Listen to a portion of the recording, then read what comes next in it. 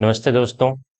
हम पढ़ रहे हैं क्लास 12 फिजिक्स का chapter number 2 electrostatic potential and capacitance, जिसमें हम 3 लेक्चर खत्म कर चुके हैं। अभी तक इस चैप्टर में हमने पोटेंशियल क्या होता है, पोटेंशियल फाइंड आउट कैसे करते हैं पॉइंट चार्ज के लिए, या फिर कोई गिवन चार्ज सिस्टम है तो उसके लिए पोटेंशियल या पोटेंशियल डिफरेंस कैसे डिफाइन करते हैं, ये सब हम पढ़ चुके हैं।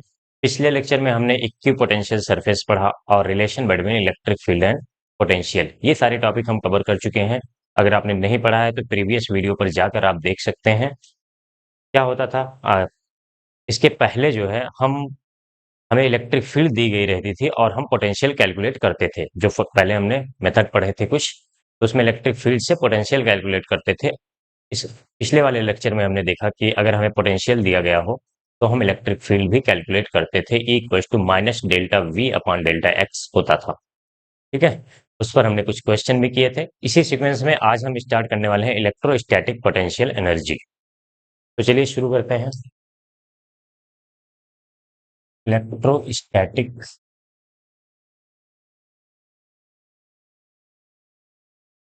Potential energy.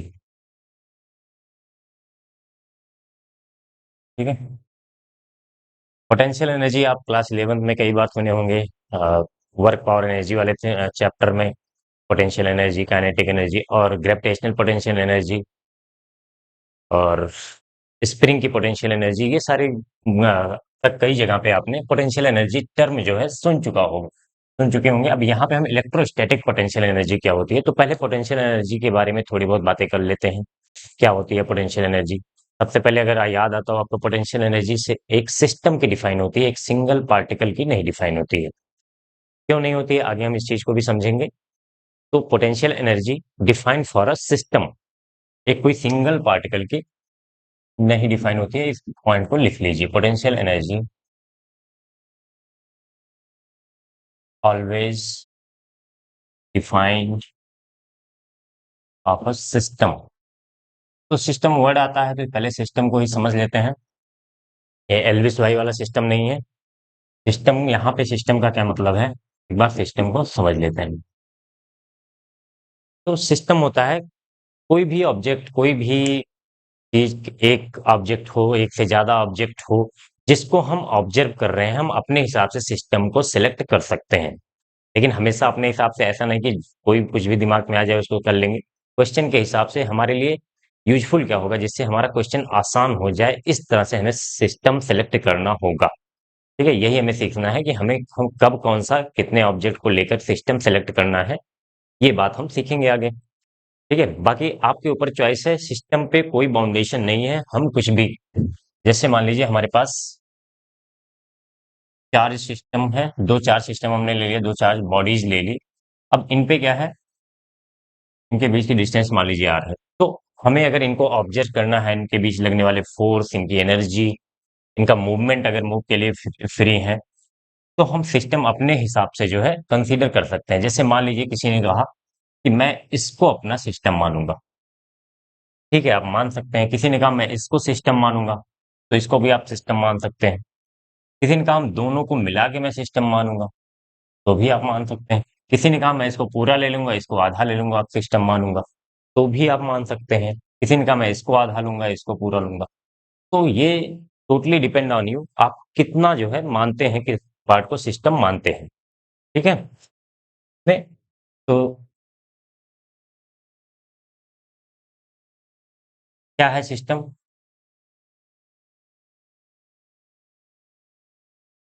What you want to observe, what you want to observe, जिसे आप ऑब्जर्व करना चाहते हैं उसे आप सिस्टम कंसीडर कर सकते हैं।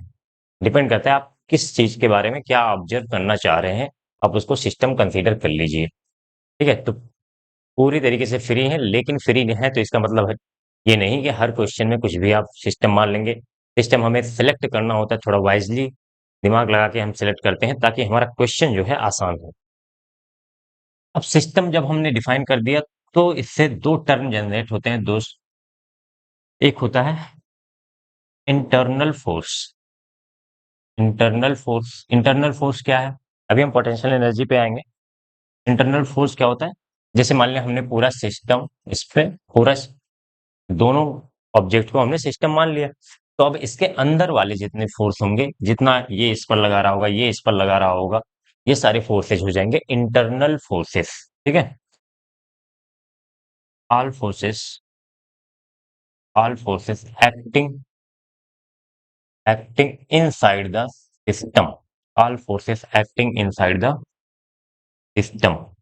तो इनको हम क्या कहेंगे? Internal forces. फिर नेक्स्ट आता है आपका एक्सटर्नल फोर्सेस। एक्सटर्नल फोर्स क्या होगा? दो टर्म हमने डिफाइन किया, एक इंटरनल फोर्स, एक एक्सटर्नल फोर्स। इस चीज को समझना जरूरी है। ठीक है। क्योंकि वर्क एनर्जी थ्योरम लगाएंगे, कभी कभी एनर्जी कंजर्वेशन लगाएंगे, तो इन चीजों की जरूरत पड़ेगी हमें। तो एक्सटर्नल फोर्सेस क्या होंगे? जो सिस्टम पर बाहर से काम कर रहे होंगे। वर्ड से आपको पता चल रहा होगा, बस मैं थोड़ी सी क्लियरिटी दे दे रहा हूं आपको। एक्सटर्नल फोर्सेस क्या होंगे? All forces, all forces acting from, acting from outside, outside on system. जो सिस्टम पे काम कर रहे होंगे, कहां से? सिस्टम के बाहर से। जितना हमने सिस्टम कंसीडर किया है उसके बाहर से अगर कोई फोर्स लग रहा है तो उसे हम क्या बोलेंगे? External forces. ठीक है। तो आप नोट कर लीजिए इसको। फिर जो है हम आगे बढ़ते हैं।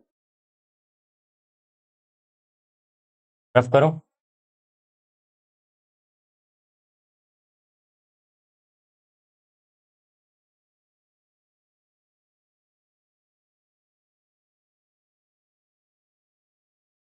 अब जो हम आते हैं पोटेंशियल एनर्जी पे, अभी बेसिक पोटेंशियल एनर्जी की बात करेंगे अभी हम।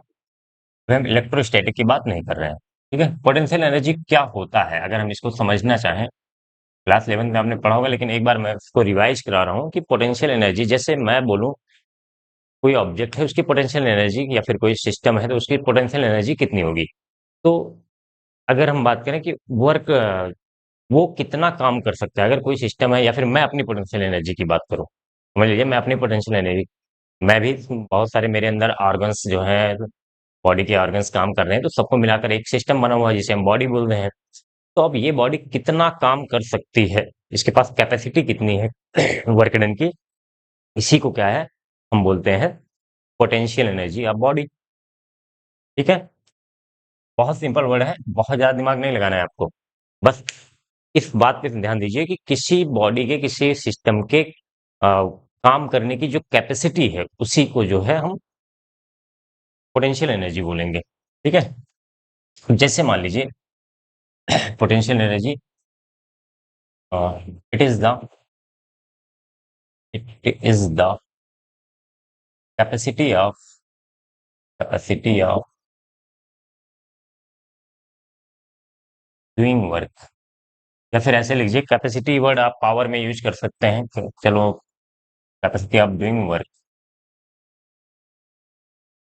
या फिर ऐसे लिखें, how much work, how much work can a body do, can a body या फिर system do, can a body do. तो ये वर्क डन कितना काम, कोई सिस्टम कितना वर्क डन कर सकता है, इसी को हम मेजर जब करते हैं तो उसी को हम उस सिस्टम का पोटेंशियल एनर्जी बोलते हैं। ठीक है। तो अब ये मेजर कैसे करें? वर्क डन है ना, तो वर्क डन कैसे आएगा आपका? वर्क कब होता है, वर्क कब होगा? वर्क के लिए चाहिए हमें फोर्स, आपने बेसिक सुना होगा वर्क का जो फार्मूला, फोर्स इंटू डिस्प्लेसमेंट। तो फोर्स होगा ना, फोर्स तो होना ही चाहिए। तो वर्क के लिए फोर्स चाहिए, और फोर्स कब होता है, फोर्स क्या होता है? हम्म फोर्स क्या अकेले ऐसे कोई लग सकता है कहीं पे? फोर्स के लिए एटलीस्ट मिनिमम जो है दो चीजें चाहिए, दो ऑब्जेक्ट चाहिए। न्यूटन थर्ड लॉ आपने पढ़ा होगा, तो कोई एक ऑब्जेक्ट लगाता है फोर्स, अगर लगा रहा है तो किसी दूसरे ऑब्जेक्ट पे लगाएगा ना। तो इंटरेक्शन होता है बिटवीन टू थिंग्स, इसको हम बोल सकते हैं interaction between, interaction between two things. ध्यान से समझना, क्यों पोटेंशियल एनर्जी आपका सिस्टम डिफाइन होती है, एक सिंगल पार्टिकल की नहीं होती। यहां से आपको समझ में आ जाएगा। Interaction between two things. ठीक है। दो चीजों के बीच में कोई इंटरेक्शन, उसी को हम फोर्स बोलते हैं। और यही फोर्स इसी फोर्स से वर्क डन होगा, और वर्क डन जो होगा वो पोटेंशियल एनर्जी में जाएगा। दो तरीके से पोटेंशियल एनर्जी को समझते हैं। एक तो एक सिस्टम है वो कितना वर्क डन कर सकता है, या फिर जो आपने डेफिनेशन पढ़ी होगी क्लास 11th में, कि किसी सिस्टम के बनने में एक्सटर्नल फोर्सेस द्वारा कितना काम किया गया है। अगर कोई सिस्टम बना है तो उसमें उसको बनाने में कोई या फिर कोई कॉन्फ़िगरेशन दे दिया जाए, उस कॉन्फ़िगरेशन को बनाने में कितना वर्क डन हुआ है, वही जो वर्क डन होता है उसकी पोटेंशियल एनर्जी के फॉर्म में स्टोर हो जाती है। ठीक है? अब फोर्स है ना, तो कम से कम 2 ऑब्जेक्ट चाहिए, 2 थिंग्स चाहिए, 2 चीज़ें चाहिए हमें फोर्स लगने के लिए। ऐसा तो है नहीं कोई एक ऑब्जेक्ट सिंगल ऑब्जेक्ट है ये फोर्स लगाएगा, कहाँ लगाएगा, किस पे लगाएगा, कुछ तो होना चाहिए। तो 2 ऑब्जेक्ट जब हो जाएँगे, तो एक लगा सकता है, एक दूसरे पे लगा सकते हैं। तब जाके जब फोर्स लगेगा तो फिर वर्क होगा। अगर डिस्प्लेसमेंट हो रहा है तो वर्क होगा, और यही वर्क पोटेंशियल एनर्जी बनेगी। तो आपको शायद समझ में आ गया होगा कि पोटेंशियल एनर्जी क्यों एक सिंगल बॉडी की डिफाइन नहीं होती है। ठीक है? और ये चीज़ आपको समझ में आ गई? तो अगर कोई आपसे पूछे कि आप पोटेंशियल एनर्जी बताइए एक पॉइंट चार्ज की, या फिर कोई सिंगल चार्ज पॉइंट चार्ज है, potential energy of point charge, तो इसका क्या मतलब है? क्या डिफाइन होगी potential energy? Not defined of a point charge की पोटेंशियल एनर्जी डिफाइन है, एक सिंगल हो गई। अब ये इसमें कहाँ फोर्स लगेगा? तो इसका कोई मतलब नहीं है। नॉट डिफाइंड लिख दो या फिर मीनिंगलेस हो जाता है। Not defined. ठीक है, इतनी बातें हो गई। तो पोटेंशियल एनर्जी के बारे में बेसिक आइडिया, दिमाग में दो ही चीजें रखनी है। या तो कोई सिस्टम है उसकी पोटेंशियल एनर्जी क्या होगी, वो कितना काम कर सकती है, कितना, how much work can be done by the system, या फिर कितना काम हुआ होगा, एक्सटर्नल फोर्सेस द्वारा कितना काम करना पड़ा होगा उस सिस्टम को बनाने में, उस कॉन्फ़िगरेशन को बनाने में। ठीक है? ये दो चीजें याद रखनी है। यही इन्हीं दोनों कॉन्सेप्ट से जो है हम पोटेंशियल एनर्जी कैलकुलेट करेंगे। तो अब आ जाते हैं how to calculate potential energy of a system. ठीक है? सिस्टम में कम से कम दो चीजें होनी चाहिए। एक सिंगल पार्टिकल को हम सिस्टम, सिंगल पार्टिकल के लिए पोटेंशियल एनर्जी डिफाइन नहीं है। सिस्टम मान सकते हैं, सिंगल पार्टिकल मान लो, 2 पार्टिकल मान लो, 10 पार्टिकल मान लो, सबको मान सकते हैं सिस्टम। लेकिन जो पोटेंशियल एनर्जी डिफाइन है, मिनिमम 2 पार्टिकल होना चाहिए, तभी उनके बीच में इंटरेक्शन होगा, और इंटरेक्शन होगा तो वर्क डन होगा, वर्क डन वही पोटेंशियल एनर्जी के फॉर्म में स्टोर होगा। चलिए अब हम how to define, how to calculate बोल देते हैं, calculate potential energy of a system. इस सिस्टम की पोटेंशियल एनर्जी कैसे कैलकुलेट करें? तो इसके लिए दो तरीके हैं। दोनों जो डेफिनेशन मैंने बताई बेसिक पोटेंशियल एनर्जी की, क्या था कि या तो कोई सिस्टम है उसको वर्क करने दिया जाए कब तक, जब तक वो मर न जाए। जैसे मैं मान लो, मैं अपने ऊपर एग्जांपल लूं, तो मेरी बॉडी कितना काम कर सकती है, मुझे कुछ खाने पीने के लिए ना दिया जाए और मुझसे बोला जाए तुम काम करो, काम करते जाए करते जाए करते जाए, कब तक करेंगे? जब तक मैं मर न जाऊं। और मरने तक, अभी से लेकर मरने तक मैंने जितना काम किया वो आप नोट कर लें, वही मेरी इस टाइम की पोटेंशियल एनर्जी है। ठीक है? बात शायद आपको क्लियर समझ में आनी चाहिए कि मैं कितना काम कर सकता हूं, वही मेरी पोटेंशियल एनर्जी इस समय पे है। अब ये कितना कर सकता हूं, ये निकालने के क्या क्या तरीके हो सकते हैं? अगर मैं पूछूं मैं कितना काम कर सकता हूं, तो या तो मैं काम करते रहूं कब तक, जब तक मैं मर न जाऊं, और फिर उस समय के वर्क डन को निकाल लिया जाए, वही पोटेंशियल एनर्जी रही होगी इस समय। दूसरा तरीका ये है, इसको हम फ्यूचर मेथड भी बोलते हैं। दूसरा तरीका ये है कि अभी तक, जब से मेरा अस्तित्व है, जब से मैं वर्च्यू में आया, मतलब जब से मैं पैदा हुआ, अभी तक मेरे ऊपर कितना काम हुआ है, मैंने कितना एनर्जी लिया है, कितना खाया पिया है, ये कैलकुलेट कर लो। तो जितना मेरे ऊपर काम हुआ है, जितना मैंने कुछ खाया पिया है, जितनी एनर्जी मैंने कंजर्व की है, उसी एनर्जी को हम पोटेंशियल एनर्जी, उतनी एनर्जी मेरी होगी इस समय पोटेंशियल एनर्जी।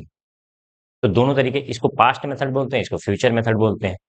तो दोनों तरीके से हम कैलकुलेट कर सकते हैं। ठीक है, इसमें बहुत ज़्यादा कंफ्यूजन की ज़रूरत नहीं है। तो मैं लिख दे रहा हूँ, फर्स्ट मेथड कैसे होगा। फर्स्ट मेथड क्या होता है कि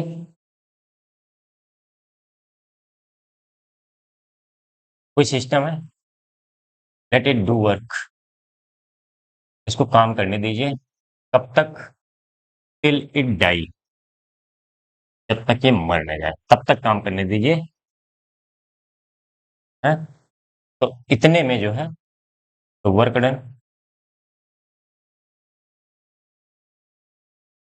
the work done in this process, in this process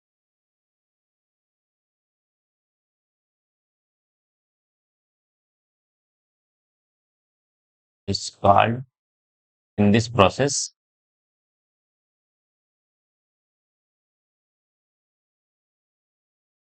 will be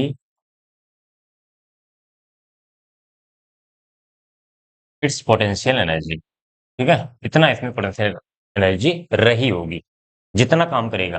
the work done in this process will be it's potential energy. इसी को हम क्या बोलते हैं? Future method.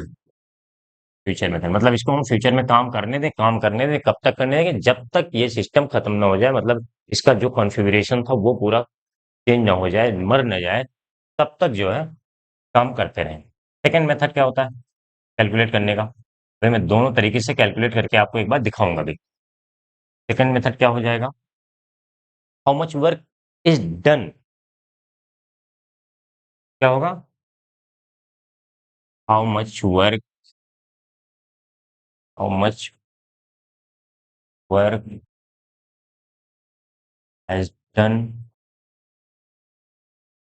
Has done to make this system, to make the system, system को बनाने में कितना काम हुआ है,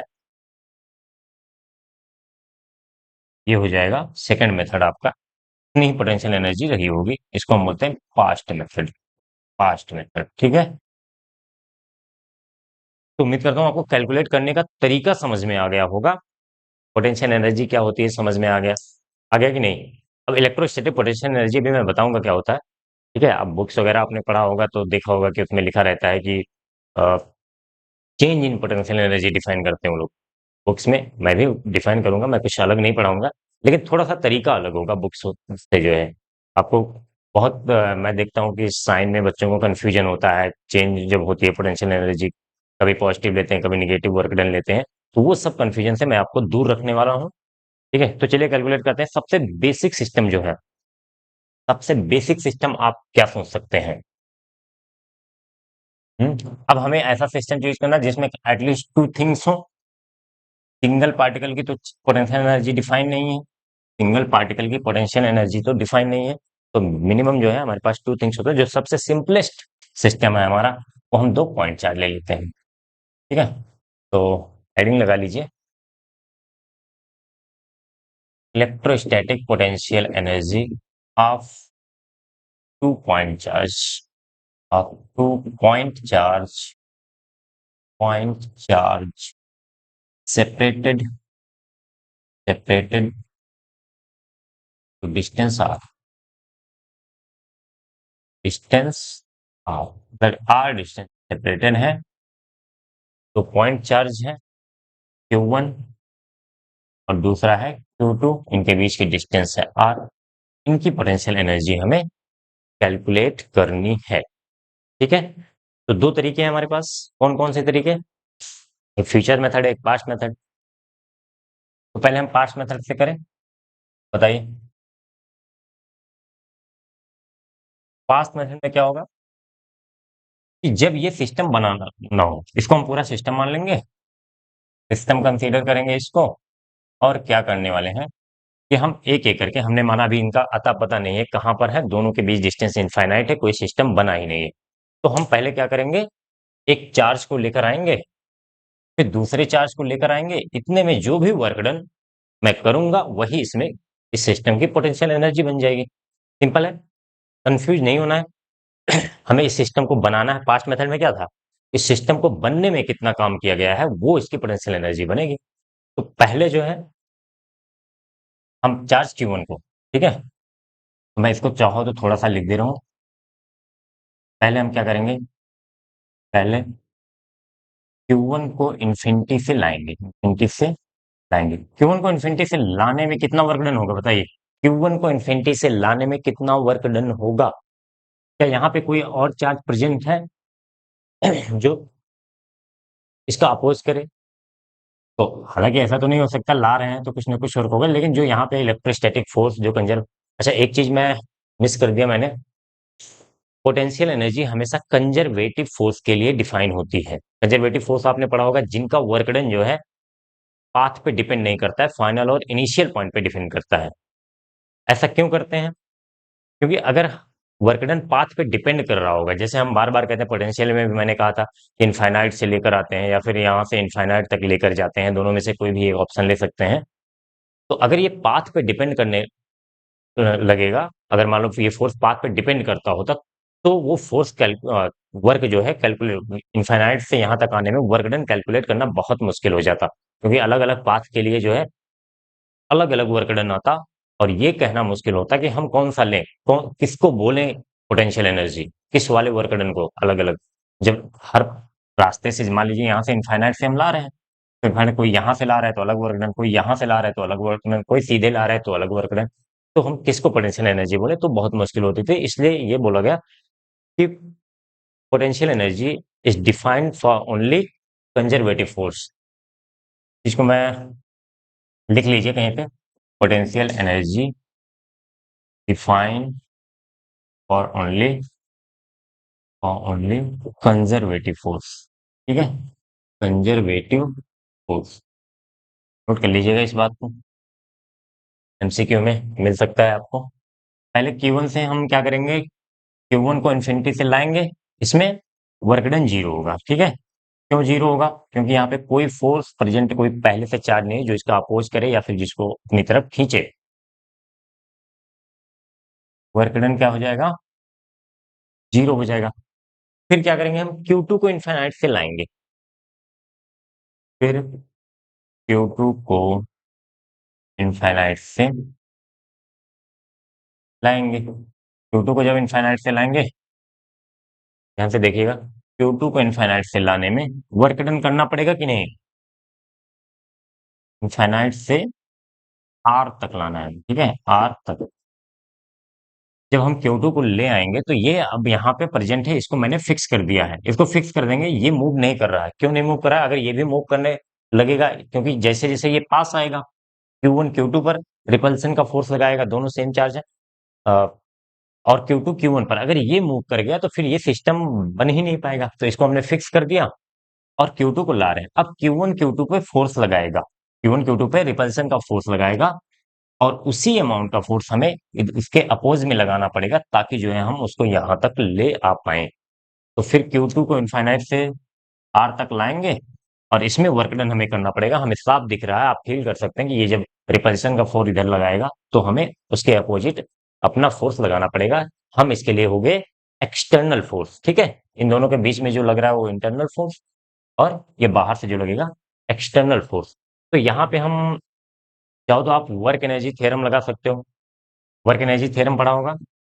अब देखो, एक तो तरीका ये है कि आप इलेक्ट्रिक फील्ड लिखो, इसके कारण यहाँ पे इलेक्ट्रिक फील्ड लिखो, कोई आर डिस्टेंस मान के और डी आर डिस्प्लेसमेंट करके वो इलेक्ट्रिक फील्ड लिखो, वहां से फोर्स निकालो, या फिर डायरेक्ट फोर्स लिख सकते हो, पॉइंट चार्ज है तो, पॉइंट चार्ज है तो Q1 Q2 के बीच के Q1 Q2 by are square force लिख सकते हो। फोर्स लिखो, फिर डी आर डिस्प्लेसमेंट करो, फिर डी आर डिस्प्लेसमेंट करो, और उसके बाद इनफाइनाइट से आर तक लिमिट लगा के इंटीग्रेट करो, तब आपको वर्क डन मिल जाएगा। तो इतना सब करने की क्या जरूरत है?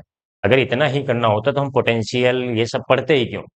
अगर हमने पोटेंशियल आगे पढ़ रखा है तो पोटेंशियल का याद हो, पोटेंशियल का हमारा गोल क्या था पोटेंशियल पढ़ने का, मैंने पहले लेक्चर में समझाया था, ताकि हम वर्क डन कैलकुलेट कर सकें आसानी से। ठीक है, बाकी नहीं तो इंटीग्रेशन से हम तो वर्क डन बार बार कैलकुलेट कर ही लेते हैं, लेकिन थोड़ी आसानी हो जाए तो पोटेंशियल का यूज करेंगे यहाँ पे। देखिए, बाई वर्क एनर्जी थ्योरम अगर हम लगाएं, बाई वर्क एनर्जी थ्योरम अगर मैं यहाँ पे अप्लाई करूं, तो वर्क एनर्जी थ्योरम क्या कहता है? तो हम्म, यहाँ पे जो है, हाँ, टोटल वर्क डन जो होगा, total work done on a system is equal to change in kinetic energy. ये आपने पढ़ा होगा, डब्ल्यू टोटल क्या होता है? चेंज इन काइनेटिक एनर्जी, ये होता है। लगा दें इसको, अभी मैं दूसरे मेथड से भी कैलकुलेट करके दिखाऊंगा, या फिर आपने आपके बुक्स में इसी तरीके से किया गया होगा, या फिर हो सकता है आपने इसी तरीके से पढ़ा भी हो, कभी पढ़ा हो। कि जो है हम यहाँ पे फोर्स जो लग रहा है उसको dr मान के उतने में कांस्टेंट मान के फोर्स को इनफाइनाइट से r तक जो है इंटीग्रेट करते हैं। तो वो तरीका तो आप कर ही सकते हैं, मैं कुछ अलग तरीके से बता रहा हूँ आपको। ध्यान से देखिए, तो वर्क डन कौन-कौन सा वर्क डन हो रहा है? एक तो work done by Q1 on Q2 हो रहा है, by Q1 on Q2 repulsion का, बाय Q1 ऑन Q2 ये हो गया। और दूसरा वर्क डन हम Q2 पर कर रहे हैं, ठीक है? जिसे हम एक्सटर्नल बोल रहे हैं, W एक्सटर्नल। और यही जो वर्क डन करना पड़ रहा है W एक्सटर्नल, जिस पे काम हो रहा है, यही इसकी पोटेंशियल एनर्जी बनेगी, इलेक्ट्रोस्टैटिक पोटेंशियल एनर्जी बनेगी। और ये क्या हो जाएगा? डेल्टा के मतलब काइनेटिक एनर्जी फाइनल, के फाइनल माइनस के इनिशियल। तो जब यहाँ पे हम चार्ज लेकर आए, तो यहाँ भी रेस्ट पे है, यानी कि के फाइनल भी 0 है, और जब इनफाइनाइट पे रखा हुआ था, तो भी 0 था, तो ये ओवरऑल 0 आ गया। अब बताइए work done by Q1 on Q2 कितना है? कितना वर्क डन होगा यहाँ से यहाँ तक लाने में? तो फिर से वही दिमाग में आता है कि आप फोर्स वगैरह लिखो, इंटीग्रेट करो, तो वो नहीं करना है। हमने पोटेंशियल देखने के लिए नहीं पढ़ा है। पोटेंशियल हमने देखने के लिए नहीं पढ़ा, हमने वर्क डन कैलकुलेट करने के लिए ही पोटेंशियल पढ़ रखा है। तो वर्क डन पोटेंशियल लगाते हैं, कैसे? अब थोड़ा-सा पोटेंशियल वाला कॉन्सेप्ट यहाँ पे देख लीजिए। अगर यहाँ पे चार्ज Q1 है और हम कोई चार्ज यहाँ पे है 0.1 मान लीजिए, इसे 0.2 मान लीजिए। यहाँ पे चार्ज Q को 1 से 2 ला रहे हैं, तो सिंपल सा work done by Q1, W by Q1 on Q2 on Q क्या हो जाएगा? जो गेस्ट चार्ज जिसको ला रहे हैं इनटू इस पॉइंट का जहां से ला रहे हैं इनिशियल पॉइंट का पोटेंशियल माइनस दूसरे पॉइंट का फाइनल पॉइंट का पोटेंशियल, ये होता है। आप ये कई बार मैं डिस्कस कर चुका हूं, अगर आपने प्रीवियस लेक्चर नहीं पढ़ा है तो आप उस पर जाके देख सकते हैं, ठीक है? कौन सा चार्ज यहाँ पे रखेंगे? Guest charge. एक ये होस्ट हो गया, ये गेस्ट हो गया, तो गेस्ट चार्ज को यहाँ पे लेकर आएंगे। क्यों रखेंगे? जिस चार्ज को हम मूव करा रहे हैं, सिंपल सा ऐसे समझो। और फिर जहां से मूव करा रहे हैं इनिशियल माइनस फाइनल करना है, यहाँ पे फाइनल माइनस इनिशियल नहीं। बुक्स वगैरह में फाइनल माइनस इनिशियल करते हैं, फिर निगेटिव वगैरह लगाते हैं वो सब, तो वो सब आपको नहीं करना। बस कहाँ से कहाँ तक लेकर जा रहे हैं वो उसका पोटेंशियल माइनस फाइनल पोटेंशियल, ये लिखना है। तो आप इसको लिख सकते हैं आप। कितना हो जाएगा? किस चार्ज को ला रहे हैं? Q2 पर हमें फोर्स देखना है, तो Q2 इंटू कहाँ कहाँ से ला रहे हैं हम? इनिशियल पॉइंट में इनफाइनाइट से ला रहे हैं हम, इनफाइनाइट से ला रहे हैं ना, तो वी इनफाइनाइट माइनस क्या हो जाएगा? वी आर, यानी कि आर डिस्टेंस पे जो पोटेंशियल होगा, equals to sorry plus W external equals to 0। देखिए अब ध्यान से, इनफाइनाइट का पोटेंशियल 0 होता है, ये मैं कई बार डिस्कस कर चुके हैं हम। Due to 0 minus V R, यहाँ का पोटेंशियल लिखना आपको आता है, ड्यू टू Q1 के Q1 बाई आर। इतना सिंपल है यार, K Q1 by R plus W external equals to 0। तो डब्ल्यू एक्सटर्नल क्या हो जाएगा? डब्ल्यू एक्सटर्नल देखो ये अंदर जाएगा, मल्टीप्लाई होगा माइनस के Q1 Q2 बाई आर, तो ये इधर जाएगा तो ओवरऑल प्लस हो जाएगा के Q1 Q2 बाई आर। दिख रहा है यहाँ तक? ठीक है, ये आपके लिए फार्मूला आ गया डब्ल्यू एक्सटर्नल, इसको मैं रफ कर दें, समझ गए होंगे। तो अब फाइनल फार्मूला जो मैंने क्या बताया था, जो work done by external force होगा किसी सिस्टम को बनाने में, इस सिस्टम को बनाने में हमने कितना काम किया वो हमने कैलकुलेट कर लिया, यही इसकी बन जाएगी इलेक्ट्रोस्टैटिक पोटेंशियल एनर्जी, जिसे यू से लिखते हैं। क्या हो जाएगा? के Q1 Q2 बाई आर। तो आप इस फार्मूले को तो याद कर लीजिए, और एक ध्यान रखना है इसमें, put Q1 Q2 with sign, put Q1 Q2 with sign, sign के साथ जब न्यूमेरिकल सॉल्व करेंगे तो इसमें साइन के साथ रखना होगा आपको, ठीक है? तो हमने क्या किया? पोटेंशियल एनर्जी कैलकुलेट कर ली, किसके कारण? पॉइंट चार्ज, दो पॉइंट चार्ज का हमने सिस्टम बनाया है, उसका जो है पोटेंशियल एनर्जी कैलकुलेट करें। ये फर्स्ट मेथड हमने लगाया, ठीक है? कौन सा मेथड था ये? फ्यूचर या पास्ट? पास्ट मेथड था, कैसे ये सिस्टम बना है। अगर हम फ्यूचर मेथड लगा दें, तो फ्यूचर मेथड भी आप एक बार देख लीजिए, फिर जो है आगे बढ़ते हैं। करना एक ही से, आपको जो समझ में आए आपको वो करना है। और इस प्रोसेस को ध्यान रखिएगा, क्योंकि ये जो वर्क एनर्जी थ्योरम हमने लगाया है, वर्क एनर्जी थ्योरम जो हमने लगाया है, ये काफी न्यूमेरिकल्स में लगता है। और मैं एक अगला जो है एनर्जी कंजर्वेशन बिल यहाँ पे लगा सकते हैं, यहाँ पे नहीं, आगे क्वेश्चन में लगाएंगे एनर्जी कंजर्वेशन। तो जो है आपको वर्क एनर्जी थ्योरम और एनर्जी कंजर्वेशन लगाना आना चाहिए। तो इस चैप्टर के क्वेश्चन आपको काफी आसान हो जाएंगे अगर कॉन्सेप्ट आपको क्लियर है तो। सेकंड मेथड मैं बता दे रहा हूँ, सेकंड मेथड देख लीजिए, फ्यूचर मेथड जिसे हम कहते थे। सेकंड मेथड में क्या होगा कि काम करने दीजिए, आप सिस्टम बनाया आपने Q1 और दूसरा Q2, इनके बीच की डिस्टेंस R। अब इनको फ्री छोड़ दीजिए, ठीक है, एक को तो हमें फिक्स करना ही पड़ेगा। हमने मान लिया इसको फिक्स कर दी और इसको फ्री कर दिया, तो ये रिपल्सन का फोर्स लगाएगा, ये फ्री टू मूव है तो ये आगे जाएगा, कहाँ तक जाएगा। अब अगर ये फोर्स लगा रहा है Q1 ऑन Q2 लगा रहा है तो ये आगे जा रहा है, तो वर्क डन हो रहा है ना, तो वर्क डन हो रहा है। और ये कब तक वर्क डन होगा, जब तक ये जाके वहां पे रुक ना जाए। इसकी बिल्कुल रुक जाएगा जब, तो हम उस पॉइंट को मान लेते हैं इनफाइनाइट पे जाके रुक जाएगा। ठीक है, तो कहां से, या फिर ऐसे बोलो, Q2 को इनफाइनाइट तक जाने में जो भी वर्क डन होगा हम बोलेंगे ये सिस्टम वर्क डन उतना कर रहा है। मतलब जो मैंने बात की थी कि तब तक सिस्टम वर्क करेगा, कब तक, जब तक वो मर ना जाए। तो मरने का मतलब है ये इनफाइनाइट पे पहुंच गया, जो भी कॉन्फ़िगरेशन था सब खत्म हो गया, अब वर्क डन और नहीं हो रहा है। तो इतने में यानी कि Q1 Q2 को यहां से इनफाइनाइट ले जाने में जो वर्क डन करेगा वही सिस्टम की पोटेंशियल एनर्जी रहेगी, सीधी सी बात। तो कैलकुलेट कर लेते हैं। हम्म Q2 ऐसे में लिख दें Q1 द्वारा बाई Q1 Q2 को R से इनफाइनाइट तक ले जाने में किया गया कार्य, किया गया काम जो होगा, किया गया काम, वही पोटेंशियल एनर्जी, वही इस सिस्टम की वही इस सिस्टम की पोटेंशियल एनर्जी है। ठीक है, बहुत ज्यादा अंग्रेजी मैंने यूज कर रहा हूँ। ठीक है, आप चाहें तो लिख सकते हैं। ठीक है, अंग्रेज लोग लिख सकते हैं। अब कैसे निकालें इसको, यहां से यहां तक ले जाने में, बताइए कैसे निकालें हम। क्या निकालना है हमें, पोटेंशियल एनर्जी क्या हो जाएगी, work done by Q1 on Q2, इसके लिए R टू इंफिनिटी ले जाने में। ठीक है, यही पोटेंशियल एनर्जी बनेगी इसकी। अब बताइए Q2 को ले जा रहे हैं, कहां से ले जा रहे हैं, VR, कहां तक ले जा रहे हैं, इंफिनिटी, यही तो होता है वर्क डन निकालने का, अभी अभी तो बताया था। तो लिख लीजिए Q2, यहाँ का पोटेंशियल कितना हो जाएगा, K Q1, किसके कारण पोटेंशियल देंगे, Q1 के कारण ना, Q1 by R minus infinity का पोटेंशियल जीरो होता है, आपके दिमाग में बैठ चुका होगा अब तक। तो क्या हो जाएगा, K Q1 Q2 by R, आ गया। फिर वही बात, Q1 Q2 with sign, Q1 Q2 with sign, ये चीज मत भूलिएगा, Q1 Q2 विद साइन। तो ये हमने आज एक सिंपल सा सिस्टम लिया, जो सिंपलेस्ट सिस्टम बन सकता था, जो सिंपलेस्ट पॉसिबल सिस्टम है कौन सा, दो पॉइंट चार्ज ले लिए, क्योंकि शुरुआत हर चीज की, चाहे फोर्स की बात हो, चाहे इलेक्ट्रिक फील्ड की बात हो, चाहे इलेक्ट्रिक पोटेंशियल की बात हो, हम सब जगह पॉइंट चार्ज से ही शुरुआत करते हैं। ठीक है, ये तरीका आपको समझ में आ गया, ये फार्मूला समझ में आ गया, तो अब कुछ क्वेश्चन कर लेते हैं,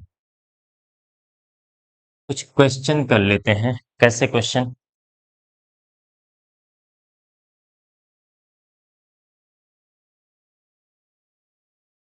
क्वेश्चन ये है, चलिए कुछ क्वेश्चन नंबर वन आपका, let us suppose we have three charges Q1 Q2 and Q3, distance between Q1 Q2 given as R1 and this distance is R2।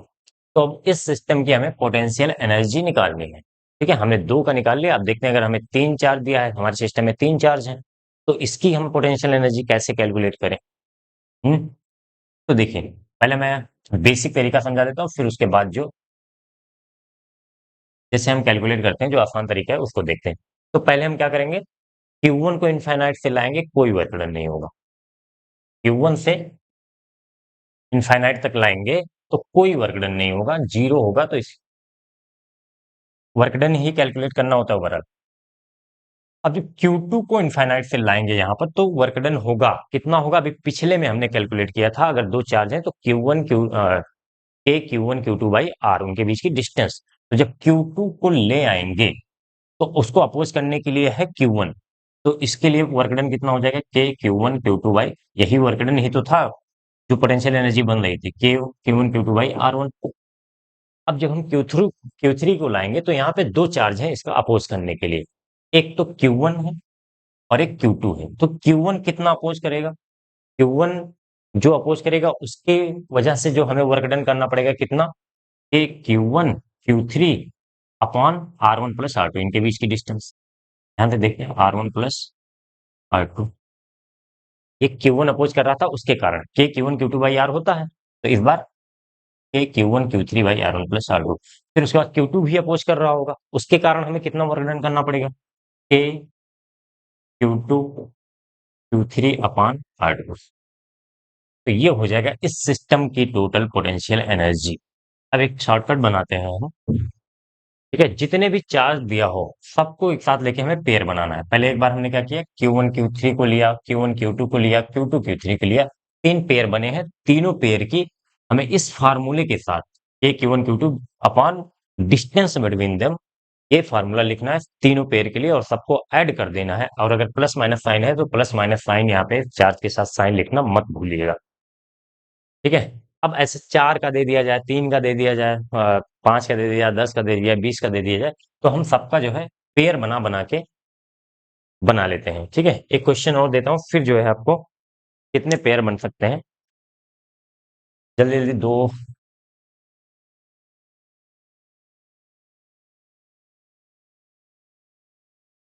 दो क्वेश्चन मैं साथ में लिख रहा हूँ। एक ट्रायंगल दिया है, अभी सब चार सेम लिख रहा हूँ, क्यू क्यू क्यू, ठीक है? उनके बीच की डिस्टेंस ए है, और दूसरा है स्क्वायर ले रहे हैं। इस तरह के क्वेश्चन आपको छोटे छोटे क्वेश्चन बोर्ड वगैरह में देखने को मिलते हैं। उनके बीच की डिस्टेंस ये है, सब जगह पे क्यूब रखा हुआ है, ठीक है? अब देखें, इसका कैलकुलेट करें तो कितने पेयर बनेंगे? एक बार इन दोनों का पेयर बनेगा, एक बार इन दोनों का पेयर बनेगा और एक बार इन दोनों का पेयर बनेगा। तीन पेयर बनेंगे, ठीक है? तीन पेयर बनेंगे इसमें। तो और एक पेयर की पोटेंशियल एनर्जी कितनी हो जाएगी? के क्यू क्यू अपॉन ए। इसकी भी के क्यू क्यू अपॉन ए, मतलब के क्यू क्यू मतलब के क्यू स्क्वायर अपॉन ए, के क्यू स्क्वायर अपॉन ए इसकी, के क्यू स्क्वायर ए अपॉन अपॉन ए इसकी। तो तीनों को जोड़ेंगे तो कितना हो जाएगा? 3 k Q square by A. Simple सा था। इस पे आ जाते हैं, इसमें कितने पेयर बनेंगे? एक पेयर ये बनेगा, एक पेयर ये बनेगा, एक पेयर ये बनेगा, एक पेयर ये बनेगा, चार हो गए। इन दोनों को लेकर अभी नहीं पेयर बनाया, पांच हो गया। इन दोनों को लेकर नहीं बनाया तो छह हो गए। और कुछ बचा है क्या? आप वीडियो को रिवर्स करके आप देखिए ध्यान से कितने पेयर बनेंगे, तो छह पेयर बनेंगे। और दो पेयर देखिए, चार पेयर गए, एक दो तीन चार, इन चारों का तो सेम होगा के क्यू स्क्वायर बाई ए। तो ये क्या हो जाएगा? 4 k क्यू स्क्वायर बाई ए, क्योंकि इनके बीच की डिस्टेंस सेम है। ये दोनों जो डायगोनल वाले पेयर बन रहे हैं, डायगोनल वाले पेयर ध्यान से देखिए, तो डायगोनल वाले में डिस्टेंस क्या हो जाती है? √2a हो जाती है डायगोनल की, स्क्वायर का डायगोनल है तो √2a। अब इसका जो है क्या हो जाएगा? के क्यू स्क्वायर अपॉन √2a इसका, और के क्यू स्क्वायर अपॉन √2a इसका। तो के क्यू स्क्वायर अपॉन √2a।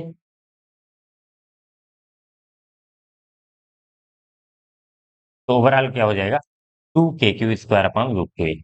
दो है तो दोनों का सेम है तो दो ऐड हो जाएंगे, ये इसकी पोटेंशियल एनर्जी। अब एक छोटी सी जो है शॉर्टकट ये है इसका कि अगर, और ध्यान रखिएगा, अगर माइनस चार्ज आ गया है एक तो उसके पेयर अलग बनेंगे, मतलब उसके जो जो भी पेयर बनेगा उसमें माइनस साइन जरूर लाना है आपको। अब कभी कभी क्या होता है, जैसे पांच दे दिया हेक्सागोनल, पेंटागोनल या फिर क्यूब दे दिया, उसके सारे कॉर्नर पे दिया है चार्ज, तो हम पेयर बनाने में कभी कोई गलती हो जाए, छूट जाए कोई पेयर, तो छूटे ना इसके लिए हम पहले पेयर पहले कंसिडर कर लेते हैं। जैसे मान लो एन चार्ज है, जैसे थ्री चार्ज है, एन चार्ज है, टोटल चार्ज समझ लो, आपको एन चार्ज दिए गए हैं, total N charges are given, total N charges are given. तो इनको कितने पेयर बनेंगे? दो दो के पेयर बनाने हैं, तो कितने पेयर बनेंगे इसको कैलकुलेट करने के लिए NC2 क्या है? जो 11-12 में जो मैथ वाले बच्चे हैं वो पढ़ेंगे या फिर पढ़ चुके होंगे, परम्यूटेशन एंड कॉम्बिनेशन चैप्टर। तो ये क्या क्या होता है, इसका formula N factorial upon, sorry, NCR होता है ना, एनसीआर ये फार्मूला होता है। चलिए देखिए, एनसीआर कॉम्बिनेशन बोलते हैं, N factorial upon R factorial upon N minus R factorial. जिसको फैक्टोरियल नहीं पता क्या होता है, जैसे मान लीजिए हम 4 फैक्टोरियल की बात करें तो इसकी वैल्यू होती है 4 × 3 × 2 × 1। ये बच्चों को नहीं पता है, ये फैक्टोरियल ऐसे 5 फैक्टोरियल 5 × 3 × 2 × 1, 6 फैक्टोरियल, ऐसे 1 तक मल्टीप्लाई करते चले जाते हैं। तो N factorial upon 2 factorial into N minus 2 factorial. जैसे इसमें कितना फैक्टर बना है, 4 वाले का मैं लेके दिखा दे रहा हूँ। तो 4 चार्जेस दिए गए हैं तो 4C2 हो जाएगा। इसमें 6 पेयर बने थे ना, 4 ये और 2 डायगोनल वाले, तो देखिए 6 आता है। 4 factorial upon 2 factorial into 4 minus 2 factorial, N minus 2, 4 minus 2 यानी कि 2 फैक्टोरियल। तो इसको सॉल्व करेंगे जब, 2 फैक्टोरियल की value 1, 2 into 1, 2 into 1, 4 factorial upon कितना हो जाएगा, इसकी वैल्यू 2, इसकी वैल्यू 2, 4। तो इसको 4 फैक्टोरियल को ऐसे लिख दो, 4 इंटू 3 इंटू 2 इंटू 1 अपॉन 4। तो 4 से 4 कैंसिल, 3 इंटू 2 कितना आ जाएगा, 6। तो 6 पेयर बने थे, 6 पेयर हमने कैलकुलेट। ये देखो, कैलकुलेट आपको करना है, फार्मूले आपको ही लगाने हैं, लेकिन ये अगर आप कर लेते हैं तो क्लियरिटी हो जाएगी, हमारे यहाँ कोई गलती होने के चांसेस नहीं मिलेंगे। जैसे मान लीजिए आप कैलकुलेट करें, कोई एक पेयर छूट गया तो आपका गलत हो जाएगा क्वेश्चन। लेकिन जब एक बार आप जल्दी से इसको कैलकुलेट कर लेंगे तो आपको पता रहेगा 6 पेयर है तो 6 बार हमें लिखना होगा, तो इसमें गलती होने के चांसेस नहीं है। हो गया ये।